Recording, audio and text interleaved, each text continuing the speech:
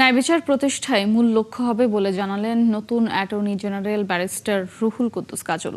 দেশের কোনো মানুষ যেন ন্যায় বিচার থেকে বঞ্চিত না হয় তা নিশ্চিত করার আশ্বাস দেন তিনি। এর আগে সুপ্রিম কোর্টের জ্যেষ্ঠ আইনজীবী ব্যারিস্টার রুহুল কুদ্দুস কাজলকে অ্যাটর্নি জেনারেল হিসেবে নিয়োগ দিয়ে প্রজ্ঞাপন জারি করে সরকার। বিস্তারিত জানাচ্ছেন মাইনুল মারুফ। আমার অ্যাটর্নি জেনারেল পদ ছেড়ে দিয়ে আমি ভোট করব। গেল ডিসেম্বরে বর্তমান আইনমন্ত্রী মোহাম্মদ আসাদুজ্জামান অ্যাটর্নি জেনারেলের পদ থেকে সরে দাঁড়ানোর পর আলোচনা চলছিল পরবর্তী দায়িত্বে কে আসছেন। গুঞ্জন ছিল কয়েকজনকে নিয়েই। প্রায় ৩ মাস পর অবশেষে বুধবার সুপ্রিম কোর্টের জ্যেষ্ঠ আইনজীবী ব্যারিস্টার রুহুল কুদ্দুস কাজলকে নিয়োগ দিয়ে প্রজ্ঞাপন জারি করে আইন মন্ত্রণালয়। তাৎক্ষণিক প্রতিক্রিয়ায় সাংবাদিকদের নতুন অ্যাটর্নি জেনারেল জানান, ন্যায় বিচার এবং আইনের শাসন প্রতিষ্ঠায় কাজ করবেন তিনি। জনগণ যেন কোনো কারণে ন্যায় বিচার ক্ষেত্রে বঞ্চিত না হয় সেটি সুনিশ্চিত করাটা হবে আমার অন্যতম কাজ। আর আমি যে কথা আগেই বলেছি যে রাষ্ট্রের স্বার্থ হবে সবচেয়ে বড় আগে।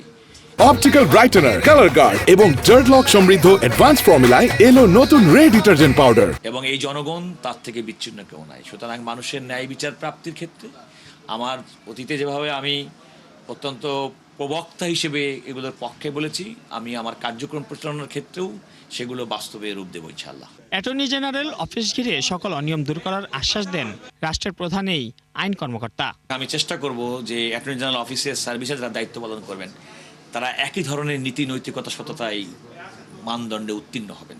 প্রকৃতপক্ষে কেউ যদি এমন করে থাকেন, এমন যদি কোনো ব্যক্তি থেকে থাকেন যারা তাদের নীতি নৈতিকতার মানদণ্ডে উন্নীত না, তাহলে তো নিশ্চয়ই সেক্ষেত্রে ব্যবস্থা গ্রহণ করা হবে। এর আগে সুপ্রিম কোর্ট আইনজীবী সমিতির পরপর 3 বার নির্বাচিত সম্পাদক হিসেবে কাজ করেছেন ব্যারিস্টার কাজল। এছাড়া কূটনৈতিক হিসেবে কাজ করার অভিজ্ঞতা রয়েছে তার। 2003 থেকে 2006 মেয়াদে যুক্তরাজ্যে বাংলাদেশ হাইকমিশনে কর্মরত ছিলেন তিনি।